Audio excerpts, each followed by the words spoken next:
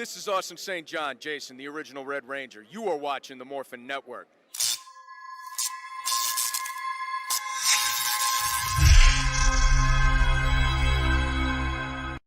This Morphin Network video is sponsored by Ranger Stop Convention and Ranger Stop and Pop.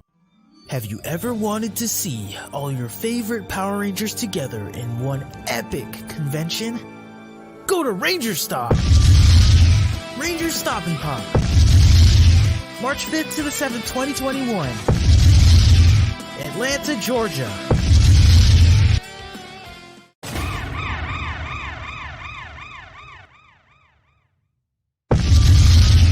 Ranger Stop 8. November 11th to the 14th, 2021. Orlando, Florida. Get your tickets now.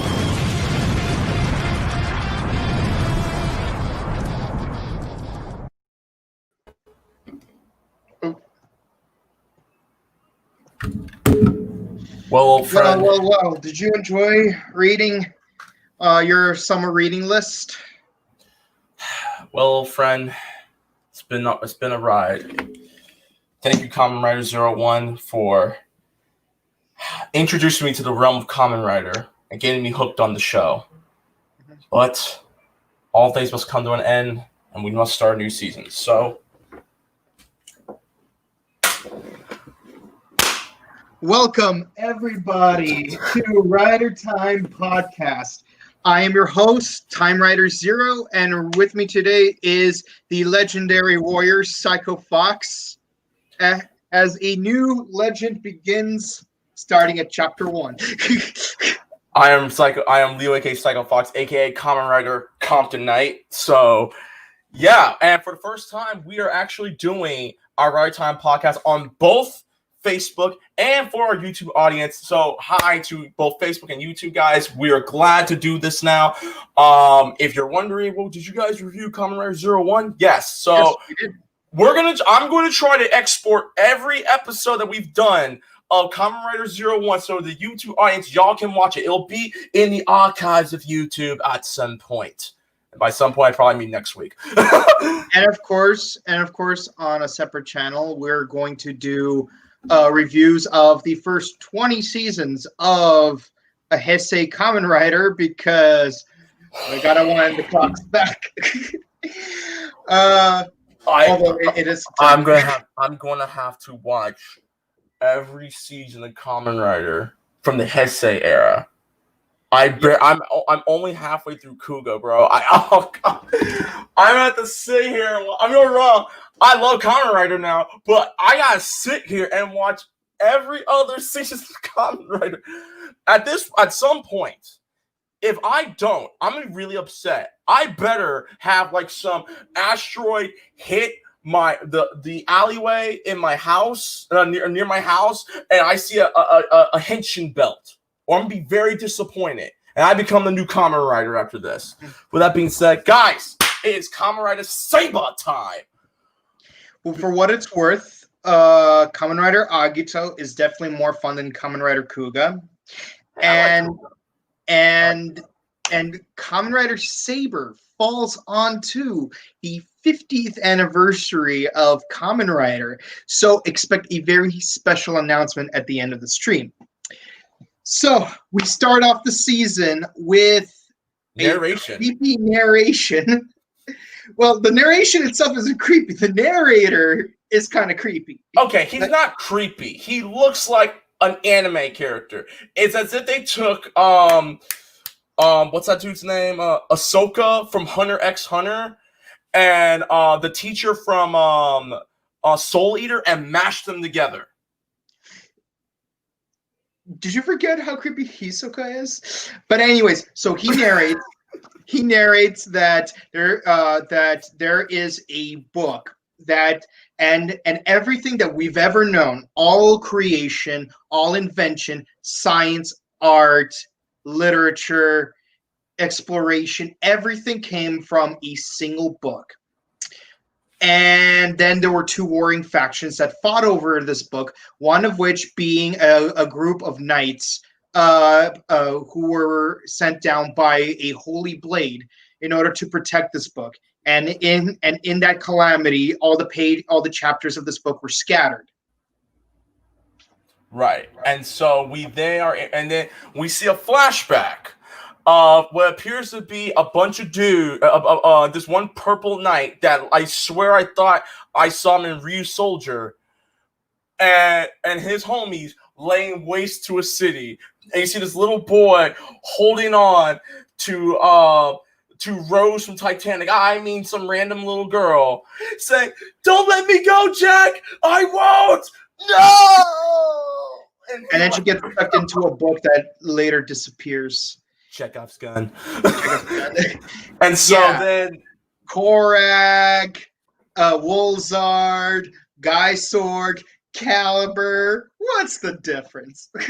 if they're purple, they're probably evil in Japan. Just saying. Anyways, so then this guy who is holding a red sword, which we will see later on the show, does what appears to be Vegeta's sacrifice for Dragon Ball Z and wipes out all the bad dudes. And then the kid wakes up with this little red toy book. Mm-hmm. Fast forward years later, this little boy is now a writer to a very popular book and owns his own bookstore where he reads to children, named Toma. And I have to say, yeah, I know. He has the same name as Lupin Blue. I know. Okay, real quick, off topic. Mike and I have a friend named Toma, and so I called him up like, "Hey, Toma, you're on Kamen Rider now." He's like, "What?" And I showed it to him, and he's like, "You guys suck." he's like, "Do I look Japanese to you?" And so Toma's reading to these kids, and then we're introduced to his publisher. Or not as a publisher, his editor. Is it editor or publisher? I think it's his publicist. His publicist named May, and I have to admit, I already have a crush on May. I like May. Me, on the other hand, she gives me Akiko vibes from Kamen Rider Double, but we're gonna get to that when you start watching Double. No, I okay. If you're saying that you believe she's kind of a nuisance, I can do one better. If anyone's ever watched Indiana Jones and the Temple of Doom, I can see she's probably Willie, but that's a different story. So no. Here's the thing. The character she reminds me of has a chancla, and she uses the chancla all the time. The power of the chancla. We're gonna see the power of the chancla at some point. Oh heck yeah, man. Okay. Anyways, so she's telling him, "Yo, you need to finish your manuscript. Your deadline's tomorrow." He's like, "Hey, it's fine. Don't worry about it. You worry too much. I got it. I was like, I already finished it." Wait, what? Yeah, I finished it. Where is it? All up in here. It's like, why are you telling me this? Start writing. Also, I need you to do it now because I'm going to a party tomorrow. And he's like, wow, seriously? And so then we meet the bad guys of the group. And I swear I thought I was watching Kuga again because the bad guys are just planning. Yeah. So the bad guys are called Logos, if I remember correctly. And one of them looks half white. You look like you don't often see an interracial villain in Kamen Rider. The most notable example I remember is Mr. J from Kamen Rider 5s. Yeah, you got to give Lucky Clover Club some credit. They want to wipe out humanity, but at least they're in favor of interracial orphanage diversity.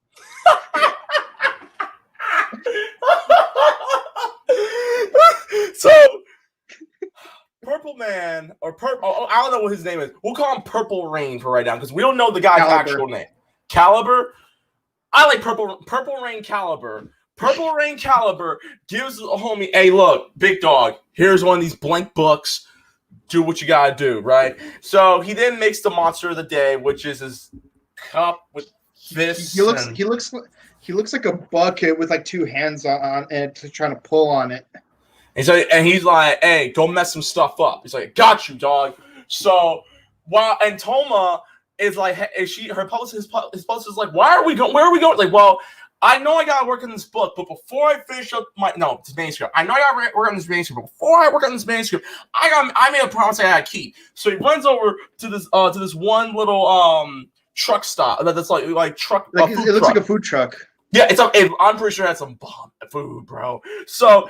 And there's this little kid. I don't remember the little kid's name. So we'll just call him little kid from across the street. Little kid from across the street. He gives him this brand new book. And he's like, hey, listen, I think you're going to love this. And he's like, well, I already like your stuff anyway. He's like, well, cool. You're going to like this book, right? And, he's for the kids. He's for the kids.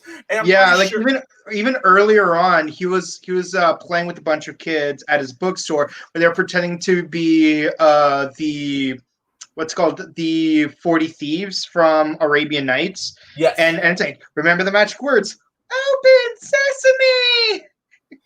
Yeah. And so while that's all going on, the monster of the day, Bucket Fist. I'll call him Bucket Fist. Oh no, I think it was something Gollum, but I'll call him Bucket Fist. He is Bucket a Golem. Fist. Bucket Fist opens his book, and then a giant book slams into this, or not slam, but just appears into the city, and it starts turning pages, which separates little kid from across the street from his mama and daddy, and he's with Toma and May and the publicist and a bunch of other people that are trapped in this area. Meanwhile, this one dude pulls up, who I swear looked Filipino. He must be Japanese and Filipino. He pulls up with a book just like Toma's and a sword. And he's like, oh crap, it's already beginning. I gotta figure out how to get inside this book and do my thing, right? Mm-hmm. So May is awestruck. She's like, oh my god, everything's so beautiful. Like, and she was like on an acid trip and taking pictures of everything. And Toma's like, girl, I knew you like stuff like this. I don't think she doesn't really consider herself a nerd, but she's nerding out over these dragons and what appears to be like a hand-me-down from Guardians of the Galaxy Volume 2 setting. Yeah, and even Toma opens up this pop-up book, and it's like, wow, this world looks just like the book I wrote. Yup. And so Bucket Fist pulls up and starts wreaking havoc. Toma is like, well, what's going on?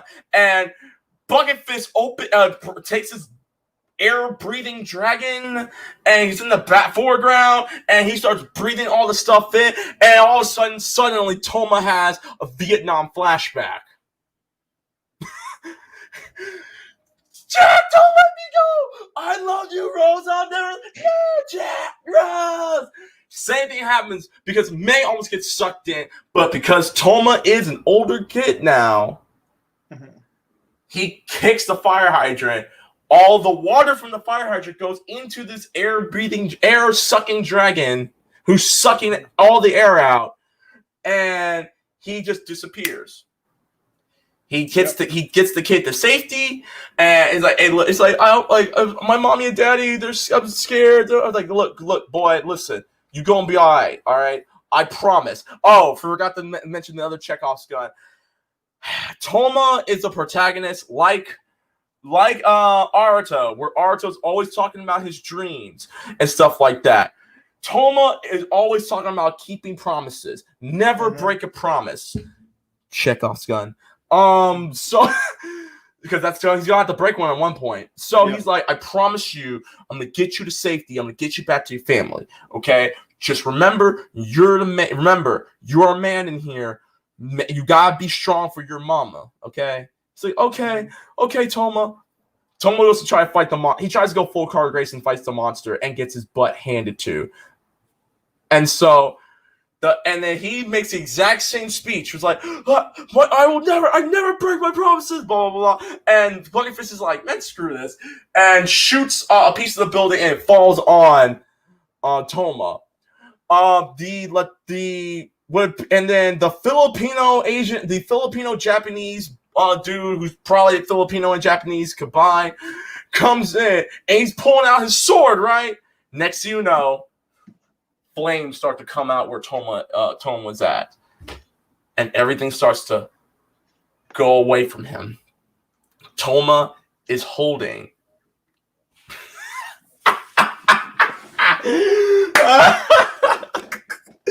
Toma is holding his book that he's had since he was a child. And next to you know, a giant sword, flaming sword, comes right there.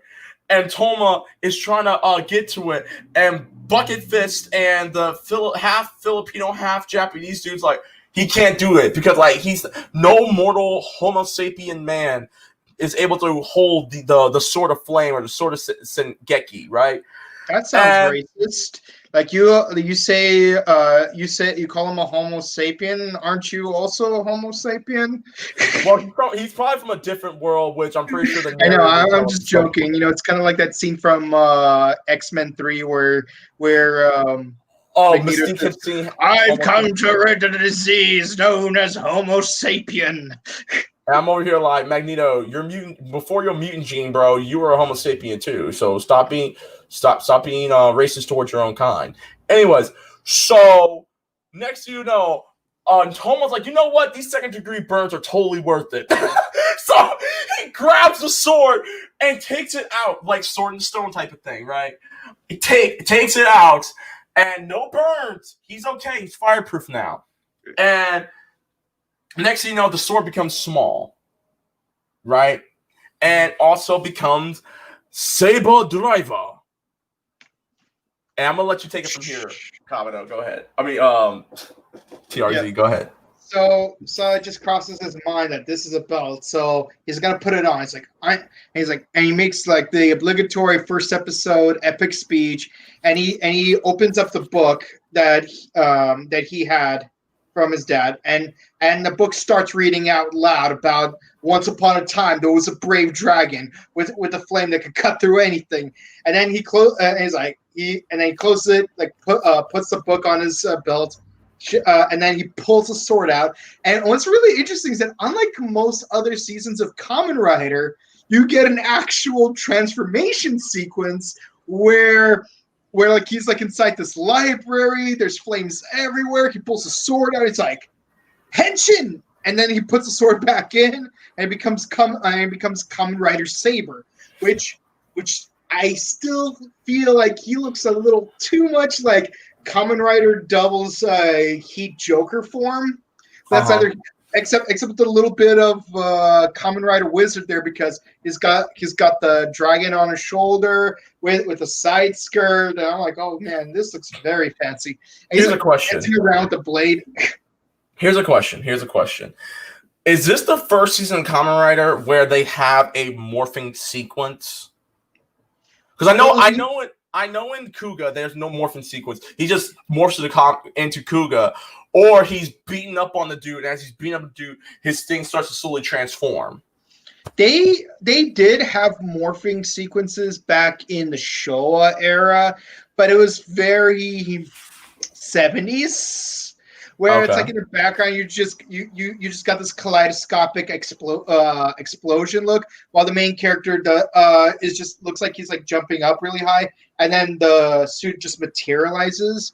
Or in the case of Kamen Rider X, like he gets the two halves of his helmet, puts the mouthpiece in, kaleidoscope sequence. Or even Kamen Rider Black RX, it looks exactly the same as Saban's Masked Rider, but in Heisei era, I do not recall any rider having an actual sequence. The suit just materializes. Okay, and so he becomes Kamen Rider Saber, which I want to say, do you know what they should have done? For the YouTube crowd, this is the first time I'm gonna be hearing this. If I could be Jim Cornette for a minute, the way I would have booked this was they should have said it should have been Brave Dragon. They should have in the story called him Dragon Knight. Oh God, here we go. Rider, Dragon Knight. Anyways, so Bucket Fist can fight the fight. So let's ride. So Toma and Bucket Fist start fighting. Bucket Fist uses his white blank book and actually throws Toma and himself into what appears to be a CGI universe. And I have to admit, this looked awesome. Now, I'm pretty sure some people might... The way it looked like is like you got the actual city like right here inside the virtual book, and then a page flips over with the Wonder World overlapping over the real world. And I have to say, the effects for this is beautiful. I just hope they're not going to do what they did with the Mammoth Megazord last season, or with Gata Kiriba in Kamen Rider O's, where you only see like twice. And the 01 Megazord, yeah. Yeah. Anyways, so now Toma is fighting in a CGI universe, and even the Kamen Rider is CGI, but it looks actually surprisingly very, very good. For a split second, I thought I was watching a clip from Dragon Ball Fighter Z, because the way it was animated, where it looks 3D and goes into 2D and all that stuff, I'm like, this has to be. They must have gotten Arc Systems Works to work on this episode. I don't know if this is going to be a staple for the rest of the season, but it looked very, very good. And you just see Saber just destroying asteroids and a bunch of other stuff, and he gets the bucket fist and knocks Bucket Fist back into our mirror dimension reality. And I'm calling it a mirror dimension. You'll understand why when we give our review. And then he does his Brave Sword, Brave Dragon Slash, which I'm guessing they're going to save the Rider Kick for the next episode. Not sure. But he defeats him, and in a triumphant way, and it looked really, really good. The book dome, Thunderdome, disappears. He gets the little kid from across the street back to his parents. Just beyond Thunderdome.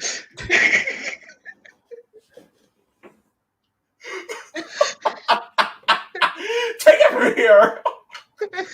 Yeah, he takes the kid back to the parents, and the kid's like, "Mommy, Daddy, were you scared? Were you crying? I was brave. I didn't cry at all." Because of the conversation he had with Toma earlier when he was trapped inside the world, where he was like, "Listen, kid, your parents are probably scared too. They're right outside. I need you to be brave," and whatnot. And the kid was brave, and it's great. He's back to his parents, and they think Toma that he's back. Then they go, but meanwhile at the Logos base, while the battle was happening, you had the text from one book being transcribed onto another book with this wooden hand tied to a bunch of strings. I don't know how this Rube Goldberg machine works, but it just does. By the way, quick aside, I love that that one time when you said you're playing dominoes, you were actually playing dominoes, not making a Rube Goldberg out of dominoes. But yeah, but then the wooden hand suddenly stops, which indicates that we have to, in order to finish the book, we have to open more blank books, right? And stuff. And of course, Caliber takes notice. It seems that the Sword of Flames has been reawakened. I have work to do. Meanwhile, we go back to the bookstore, and Toma and the publicist, they take a quick breather, and like, well, thank goodness that all's well that ends well, William Shakespeare. And then out of nowhere, they look over and they just freak out, because out of nowhere they see this guy in blue walking in to the room on a lion. And that's where he says, you must be the guy who pulled the flaming sword. Could you please give the sword back to me? Thank you. And that's where the episode ends. I'm going to keep it. Actually, no, it's not. No, it's not. Because we have two other things that happen. One, we get the creepy anime-looking narrator who looks like Hisoka, and the teacher from Death Theater had a baby, and he's like, "Ooh, a new player has entered the realm. What will this do with our heroes? Well, you'll find out throughout this entire season of Kamen Rider Saber. Are you excited just as much as I am?" That toys. is spectacular. Giant. Oh wait, wrong show. Different Earth. And so, Fiber boy. and then we get an outro because I know you and I have talked about this, where there's only been 2 seasons of Kamen Rider that had an outro in the Heisei era. Kuga and which one else? Deno or Hibiki. Well, we find after years in the Reiwa era, now have 15 years. We now have an outro for Kamen Rider once again, and it reminded me of Ferris Bueller to some capacity. It's like a cross between Ferris Bueller and what you see in K-pop, like Dino Force Brave. It kind of remind me of the outro to Dino Force Brave. Hey, that's K-pop. Let's be respectful. It's J-pop. Yeah, anyway. But you think the Japanese can't like K-pop? Oh, I'm pretty sure they do too. I think J-pop and K-pop go hand in hand like marriage. Anyway, yeah, but there are subtle differences, and this looks more in the realm of K-pop. I'm just saying. But so TRZ, because you are the Kamen Rider extraordinaire of all of us, likes and dislikes and overall rating, dude. Go ahead. Okay, so my likes and dislikes. Well, this is a by the book opening episode, but it does a good job introducing the characters. Like you got the publicist, who reminds me of Akiko from Double. You got the villains that have their mysterious motives, and it's kind of interesting the way they operate, where they put people in a book dimension that gives me PTSD flashbacks of Kamen Rider Build, because there are giant walls that you can't penetrate. So I think what they're trying to do is, because it's going to be the 50th anniversary, they're going to do a lot of homages to the franchise, just like how they did with Kamen Rider Forze. And like even in Forze, you got a character named Nozoma, whose name spelled backwards is Amazon. Yeah, so yes. I mean, you see her in the first episode, so it's not. Oh, okay, never mind. But yeah, the villains, I like Calibur's design, very Woolzard, and I would like to get to know the other 3 villains a little more, because we don't see much of any of them. Let's see, the special effects were pretty good. I actually like the morphing sequence for this season. First of all, we actually got a morphing sequence, and it just looked really dynamic. It reminded me of Mystic Knights of Tyrannog, where Rowan not just when Rowan uses fire within me. I'm talking about when he uses the Dragon Fury. That's what it reminded me of. Needless to say, I'm curious what his mid and final form will look like. With that said, I give the episode a 9 out of 10. Right. So I actually mentioned this to you, but like watching this episode, and from what I've seen, what we're gonna be getting throughout this whole show, it's as if they took Doctor Strange. Mm-hmm. They took. I can't remember. I can't remember the Dr. Fate. No. If you took, oh god, I can't remember the comparison I had. If you took Doctor Strange, Page Master, that Macaulay Culkin movie, and friggin' oh god, had it off the tip of my tongue. Well, remember, all you need is a little bit of horror, adventure, and fantasy. Oh my Man, God. it's been years. It's been years since I've done a Christopher Lloyd. It doesn't sound as good as it used to. But yeah, I very much enjoyed this episode. My likes, I really do like Toma. Not because he's my friend in real life. I'm talking about the character in the show. I really like May. I already know May's gonna be probably my favorite side character. I really like her. Because she's like, look, she's pretty much going at him like any other publicist would do with a millennial writer who's like, oh, I got all this in here. Well, write it down then, dude. Yeah, stop putting this in here and start typing it up. She reminds me a little bit of a cross between Laura Winslow and Biff Tannen, where it's like she wants to go party now, like she wants to go to party tomorrow, so she wants to get it out of the way. That's the Laura part, but the part where she's Biff Tannen is where like, we'll write it now because remember how Biff Tannen's like, No, it's like, can I do it? Anyone home? Think McFly. I gotta have time to rewrite. You see, do you know what would happen if I showed up with your writing, with my paper and your writing? I could kick that at school. You wouldn't want that, right? Right? Well, like what are you looking at, butthead? I won't see you in here again, Fly. Okay, I'll talk to you later. Anyways, but yeah, like I really like the characters. I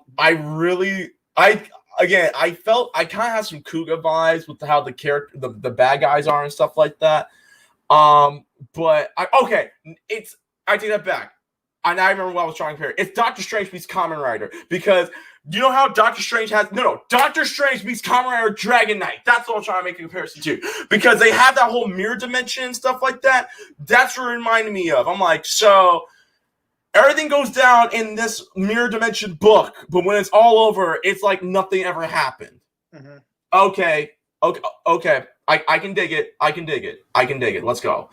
But overall, like they did the same thing in Bleach as well, where they made a fake Karakura town. Yeah. And Bleach actually did do a Kamen Rider reference with the character Mashiro, where like her where her holification form looks like a Kamen Rider, and her special attack is Mashiro kick. And also you got Johnny Young Bosch playing a guy named Ichigo who wears a mask. And in season 5, his holified form is called Kamen. So Kamen Ichigo. Guys, listen to our Importance of Kamen Rider special on the Eliminators Viewing Globe, Day 2. Check it out, Day 1. Check it out. Anyways, overall, I really liked it. I love the morphing sequence. And it was just standard, and it made me laugh. And I really enjoy when a show a show makes me laugh and has really funny moments. I wouldn't necessarily give it a 9 out of 10. I would say that for an episode that like throws me in for a loop, I'm gonna give it an 8 out of 10. Still a really good episode, though. I really enjoyed it. Yeah, I give it a 9 out of 10 because I was judging it by first episode standards. Like the first episode, you can't really judge it by the same standards as you judge the rest of the show, because you're still just setting things up, all things considered. Right. But all things considered, it's a pretty standard first episode for a Kamen Rider series with a few interesting things thrown in. So, I give it a 9. All right, then. Should we go to comments, or did you want to do your announcement real quick? Oh, yes. So everyone who's watching, I want to preemptively say thank you for watching. And before we go to comments, I would like to say that stick around to after the comments, because we have a special announcement that you guys would like to hear. So moving on YouTube! To the comments, YouTube, we're finally here. We understood you guys. We got y'all. YouTube voices will finally be heard. Yes. So shouts to everyone who's watching on YouTube and on Facebook. And for the YouTube crowd, if y'all haven't, be sure to like this video. Like again, the third time, triple like. Subscribe to Morphin Network. Hit that bell icon, because YouTube's algorithm, once again, has become a dumpster fire again. And be sure to share with your friends. You like dumpster fire with dragon fire. And if you like Kamen Rider, we're going to keep going. And if you are wondering right now, yes, we did review 01. We're going to start exporting all our episodes of 01 onto YouTube. I will hopefully have it in by next week, if not the following week, because we're also gearing up for Ranger Podcast Live, because the new season of Power Rangers Beast Morphers premieres next Saturday. With that being said, let's leave these comments, Facebook and YouTube. Let's go. Okay. First we got Prathamesh. I hope I'm saying your name right. Hi guys, how you doing? I hope you are having a good day, and I hope that you have enjoyed the first episode. Jen says Kamen Rider. Yes. When are you going to jump on the Kamen Rider, Jen? When are you going to jump on the Kamen Rider? Why are you running? Why are you running? We want you to participate in the thing we're going to announce in a moment. This is the way. Continue. Okay. Love you, Jen. Eric Williams said, yes, What's up, you guys Eric? are finally putting your Kamen Rider show on YouTube. Yeah, we are finally putting our show on YouTube. We've heard you and, guys loud and clear. And again, I want to thank you lovely YouTube audience as well as the Facebook audience that were here with us from the beginning. I want to thank you both for being with us. Excel Ranger. Oh, I know this guy. Okay, guy. By the way, a quick shout out to Excel Ranger. Follow his YouTube channel. Shouts Excel Ranger. Yeah. He's a bisapien. That's funny because Homo sapien, bisapien. Oh. Oh man, I hate that I'm not gonna see this here. Okay. Jake Gonzalez said, yes, you guys are finally reviewing Kamen Rider on your page and here on YouTube. Yes, we are here on YouTube. You said it wrong, Mike. It's yas. Come on now. Yes. Yeah, well, get with the crowd, bro. Yes, well, I only slay kings. Next comment. Moving on. Okay, and he continues on. Kamen Rider Saber looks so far a promising series. Yeah, it really does. Let's hope we could keep up the momentum. I'm just wondering how they're gonna do it because this show came on even a week after 01, and with everything that's going on with COVID Nation and the COVID virus Nation and stuff like that, I'm wondering how they're gonna do production for this. And same with how they're doing Kira Major right now. I mean, I've been watching Kira Major, and I think and again, like back when we were reviewing 01, I had the theory where because people aren't going to be able to show up on set as much because of COVID, that means they probably won't have to spend as much money on actual actors, which means they'll have more money for the CGI budget, and they're probably going to do more scenes. They're basically going to do a CG anime out of the season, essentially, is what I'm thinking. Or like something like Code Lyoko season 5, which we never talk about. Code Lyoko season 5 was really bad, but I think aesthetically, this is what they're gonna go for this season. Let's see. Prand Kamen Rider 002 said, "Hey guys, new subscribers. I wish there were more Tokusatsu YouTubers. Yeah, there's a couple of really good Tokusatsu YouTube series.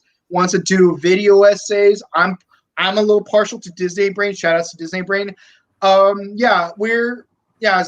we were already doing this for about half a year, the Kamen Rider stuff for half a year on Morphin Network. But because it's a new season, we're going to start doing stuff on YouTube as well. So, stick around for next week and we'll see what we got. Eric Williams says, yes. I saw it come up when we were talking about Mystic Knights of Tirnog, so I assume that's what they're referring to. And I'm like, yeah, Mystic Knights. I love how it's a completely original American tokusatsu filmed on location in Ireland. I actually like that concept, and I would have loved American tokusatsu to do more stuff like that, but with more budget. Shots to Ireland. Shots to Ireland. Cheers. Eric Williams continues, yes, we definitely need more Tokusatsu YouTubers. Thank you guys for bringing Kamen Rider Show to Morphin Network. Yeah. Hey, don't thank us. Thank this guy. Listen, for the YouTube crowd, we've been trying to get this guy on here for the last year and a half since Pasadena Comic-Con. This is his child. This is his baby. Before I joined in, there was this running gag in Morphin Network where I'm harder to get on the show than Jason David Frank, because at least you had a clip of Ryan with Jason David Frank. Yeah. So yeah, this is his child. So thank him. I want to thank Mike once again, and thank him for finally getting me into Kamen Rider. Because I never understood the hype of Kamen Rider until I watched some episodes of O's and Forze, and then watched all of 01. So There you go. Okay, Jake comes back with Dragon Knight, one of the best Kamen Riders of all time. It's a good season. I debate what's the best season, but as far as American Toku, it's definitely the best season of Kamen Rider. We did do a retrospect review of Kamen Rider Dragon Knight on Facebook. We'll be exporting that into YouTube as well. Export it. Yeah, we did a 3-part retrospective on it, and the way we cut it off, So many damn flashbacks. Slightly less terrible than what would have been the proper way of cutting it, but I know you don't want to do 2 flashback episodes in one review. Yeah. Okay, so Prand Kamen Rider 002 says, you should Morphin. Don't you mean Henshin?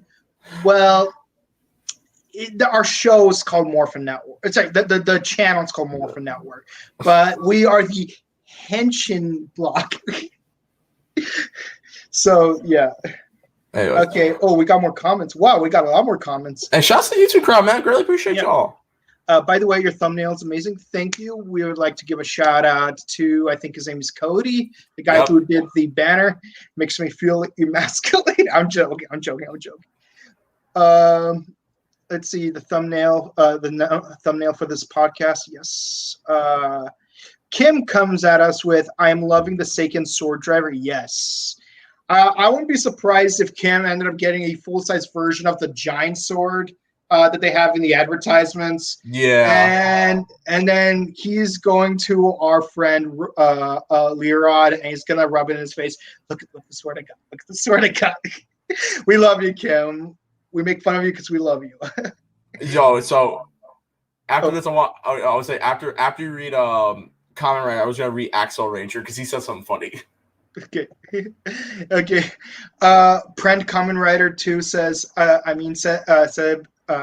said before, not you should. Okay. I have no idea what that means. We get you. I get what he means. Tattoo teenage. Well, okay. Jake Gonzalez says, whoever made you guys thumbnail for this video, I give props plus. Okay, cool. We'll let him know. Excel Ranger says, tattooed teenage alien fighters from Beverly Hills, the best. This is where I walk away. This is thank you, YouTube, Facebook. I'm done. I quit. I'm out. Yeah. I forgot love I can't leave. you. I mean, I can't wait to get datings with this guy.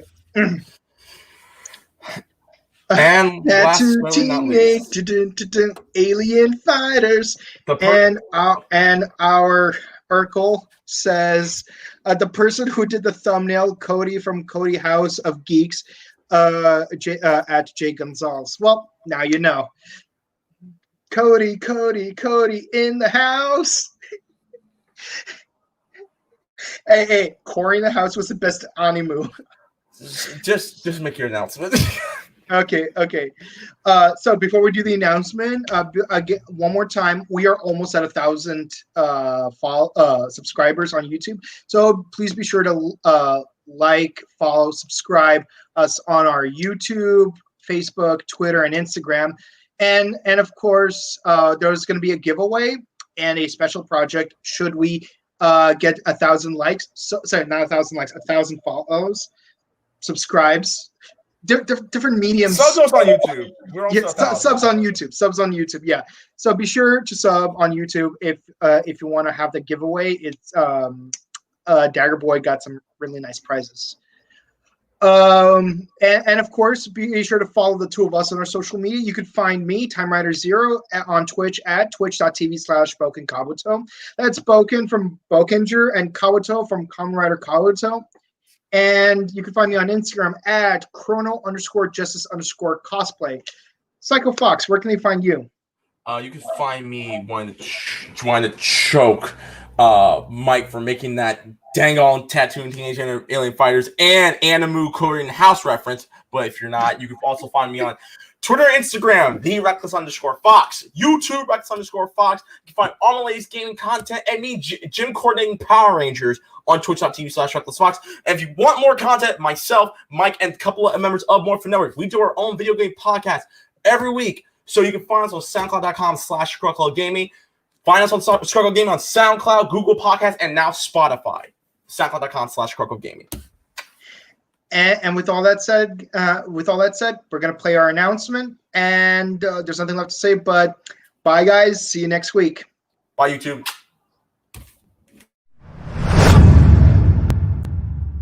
The time has come. Over the many years, Kamen Riders have been protecting humanity.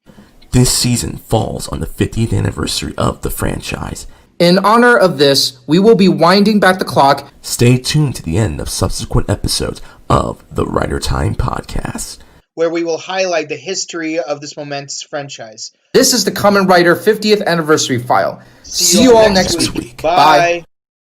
Today's Morphin Network video is sponsored by Ranger Stop and Pop, which is March 5th to the 7th, 2021 in Atlanta, Georgia, and Ranger Stop Convention, which is now November 11th to the 14th, 2021 in Orlando, Florida. Go to rangerstop.com for more info.